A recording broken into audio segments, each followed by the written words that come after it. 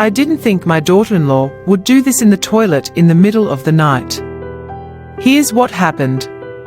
After my husband died, I moved in with my son and my daughter-in-law, but when I was in my second week, my daughter-in-law said to me, "Mom, this house is relatively small, and in a couple of years when the kids grow up, we won't all be able to live here.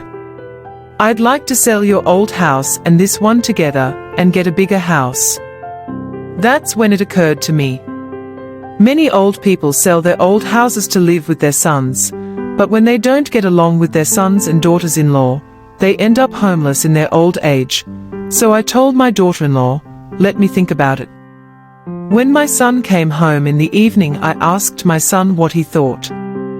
I didn't expect my son to say, "We won't be able to live in the old house, so you can live with us in this house. When the time comes, we'll sell the old house and the current one together, we'll get a bigger one, and we'll all live comfortably. Don't you think so?" After hearing what my son said, I was silent. I thought, it's impossible for me to sell the old house, but I still have over $200,000 in savings plus my husband's burial money from the company. That's $300,000 in total. My son and daughter-in-law still don't know about this $300,000. I had intended to give my son and daughter-in-law this money to subsidize them. In the middle of the night I woke up and the toilet light was on, and in the toilet someone was talking on the phone, and they mentioned me on the phone. "Mum, don't worry. I've already made a deal with my mother-in-law. When she sells the old house, we'll buy a bigger house. Uncle John next door's wife passed away, so I'll talk to old John Lee. My mother-in-law and Uncle John will live together. Granny should move in with him, and as soon as she moves out, I'll bring you to live with us." I asked old John yesterday, and he has agreed to stay with my mother-in-law. I was dumbfounded by my daughter-in-law's words and what the neighbor Uncle John and my daughter-in-law were talking about.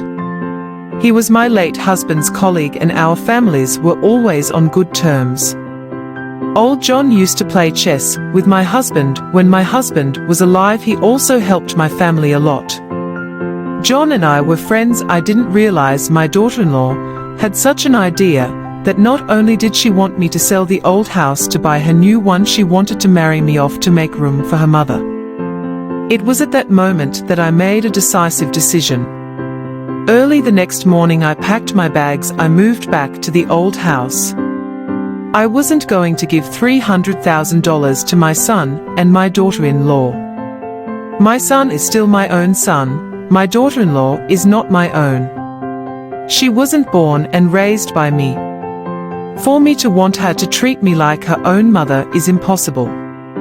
So for the sake of my son's family harmony, I didn't disclose it in the end. If you don't want to support your in-laws, at least you shouldn't count on your in-laws' assets. We all have to grow old someday. Do you think I did the right thing?